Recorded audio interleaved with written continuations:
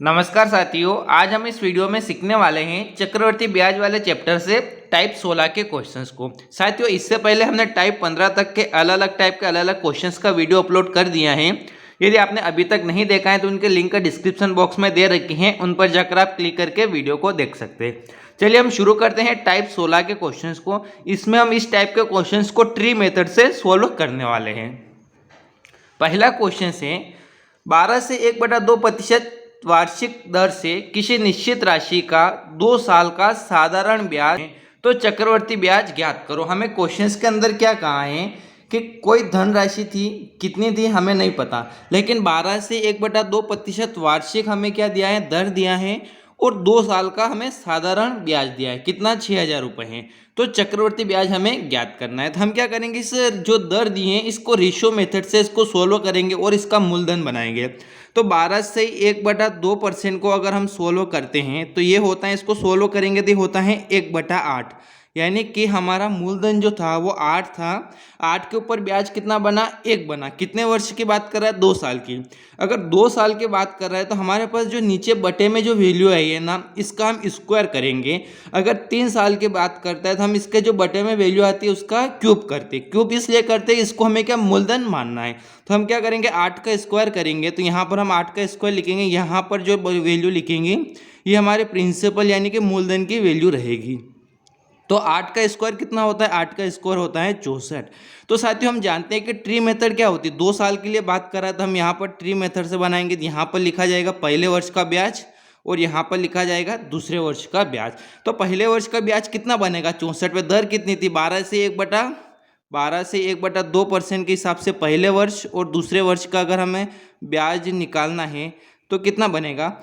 तो ये होता है, इसकी वैल्यू 1/8 होती है और इसकी भी वैल्यू 1/8 होती है। तो 64 का 1/8 निकालेंगे तो कितना होगा, 64 का अगर हम 1/8 निकालते हैं तो ये होता है 8।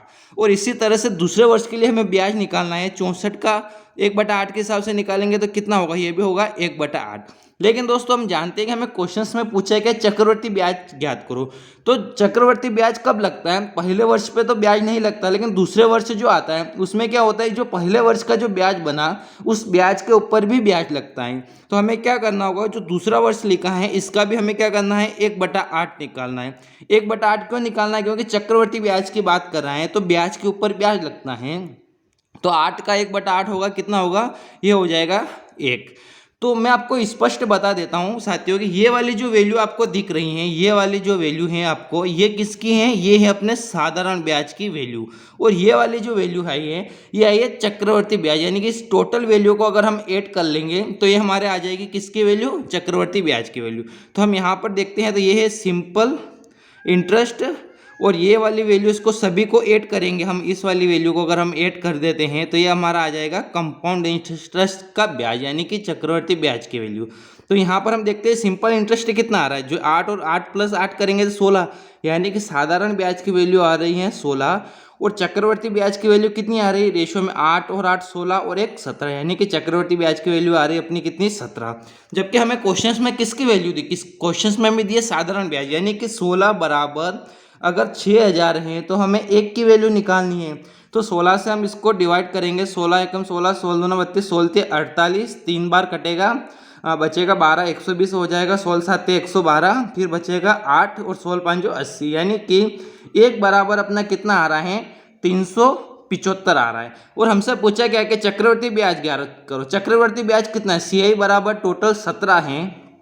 तो हमें क्या करना होगा, 17 में 375 को गुणा करना होगा। तो 17 में अगर हम 375 से गुणा करते हैं तो ये टोटल वैल्यू आ जाएगी 6,375, हमारा इस क्वेश्चन का आंसर होगा। तो साथियों, मैं उम्मीद करता हूं कि हमने टाइप 16 का जो पहला क्वेश्चन सीखा है बहुत ही अच्छी तरीके से समझ में आ गया होगा। चलिए इसी टाइप का हम एक क्वेश्चन और सीखते हैं ताकि आपको और भी अच्छी तरीके से समझ में आ जाए। और साथियों, आपसे एक अनुरोध रहेगा कि यदि आप इस चैनल पर पहली बार आए तो चैनल को जरूर सब्सक्राइब कीजिए और इस वीडियो को अपने सभी साथियों तक जरूर शेयर कीजिए। अगला क्वेश्चन है, किसी धनराशि का 4% वार्षिक दर से 2 वर्ष का साधारण ब्याज 80 रुपये है, उसी धनराशि का उतने ही समय अवधि का चक्रवर्ती ब्याज क्या होगा। तो हमें क्वेश्चंस में क्या कहा है, प्रतिशत वार्षिक दर दी हमें, तो हमें क्या करना होगा, दर को सोल्व करना होगा। तो दर को अगर हम सोल्व करते हैं तो 4% को सोल्व करेंगे, परसेंट को हटाएंगे तो बटे में होगा 100, और इसको सोल्व करेंगे तो होता है 1/25। हमने क्या सीखा था पहले क्वेश्चंस में, 2 वर्ष की बात कर रहे हैं तो जो बटे में वैल्यू आएगी उसका हम क्या करेंगे, स्क्वायर करेंगे। तो बटे में अपनी वैल्यू कितनी आई, 25, तो 25 का स्क्वायर करेंगे तो ये हो जाएगा 625। ये किसकी वैल्यू आई, ये हमारा मूलधन की वैल्यू आई। ये सिर्फ अभी रेशो मेथड में आई, जबकि एग्जैक्ट वैल्यू नहीं है।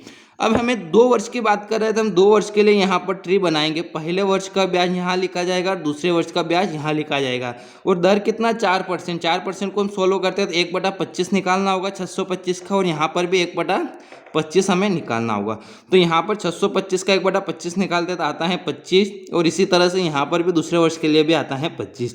जबकि हम जानते हैं कि दूसरे वर्ष में क्या होता है कि जो पहले वर्ष का ब्याज आया उसका ब्याज के ऊपर ब्याज भी लगता है। अगर 25 का 1/25 हम निकालेंगे तो यहाँ पर हमें लिखना होगा कितना, यहाँ पर हम लिखेंगे 1। ये वाली जो वैल्यू है अपनी किसकी है, ये है सिंपल इंटरेस्ट यानी कि साधारण ब्याज की वैल्यू, और इस सारी वैल्यू को हम ऐड कर देंगे तो ये हमारे आ जाएगी कंपाउंड इंटरेस्ट की वैल्यू, ब्याज की वैल्यू। तो रेशो में देखते हैं 25 + 25 बराबर कितना होता है, ये होता है 50। अगर हमें 50 के बराबर कितना दिया, साधारण ब्याज की वैल्यू कितनी दी, 80 रुपये। अगर 50 बराबर 80 है तो यहाँ से हमें क्या करना होगा, 1 की वैल्यू निकालना होगा। 1 की वैल्यू निकालेंगे तो 0 से 0 कट जाएगा, और 5 बराबर हो जाएगा 8। तो यहाँ से 1 की वैल्यू निकालेंगे तो 5 को बटे में ले जाएंगे तो 8/5, और 5 से डिवाइड करेंगे, 5 एकम 5 और 3 बचेगा 5 एकम 5 दशमलव, और बचेगा 3, 5 अंक 30, यानी कि 1 बराबर आ जाएगा 1.6 इसका आंसर आएगा। जबकि हमें पूछा क्या है, चक्रवर्ती ब्याज। चक्रवर्ती ब्याज कितना है, 25 और 25 50 और 1 51। अगर टोटल 51 में अगर हम 6 से गुणा करेंगे, 51 में अगर हम 1.6 से गुणा करते हैं तो हमारा यहाँ पर आंसर निकल कर आएगा 81.60। इस क्वेश्चन का आंसर होगा, यानी कि ऑप्शन नंबर डी इस क्वेश्चन का आंसर है। साथियों आप ऐसा भी निकाल सकते हैं, अगर आपने सिंपल इंटरेस्ट में देखते हैं 1 बराबर अगर 1.6 दे रखा है, जबकि ऐसा ही जो 50 है, 50 में की वैल्यू 80 है तो 1.6 और हम जोड़ कर निकाल सकते हैं। और अगर हमसे पूछता कि चक्रवर्ती ब्याज ज्ञात करो, तो चक्रवर्ती ब्याज मूलधन की वैल्यू ज्ञात करो, तो हमें 650 में 1.6 से गुणा करेंगे तो हमारा आंसर निकल कर आ जाएगा। तो साथियों मैं उम्मीद करता हूं कि इस वीडियो में हमने चक्रवर्ती ब्याज वाले चैप्टर से टाइप 16 के जो क्वेश्चन सीखे हैं आपको बहुत ही अच्छे तरीके से समझ में आ गए होंगे। और इस चैनल पर पहली बार आए तो चैनल को जरूर सब्सक्राइब कीजिए, और वीडियो को अपने सभी साथियों तक जरूर शेयर कीजिए। और वीडियो देखने के लिए आपका बहुत बहुत धन्यवाद।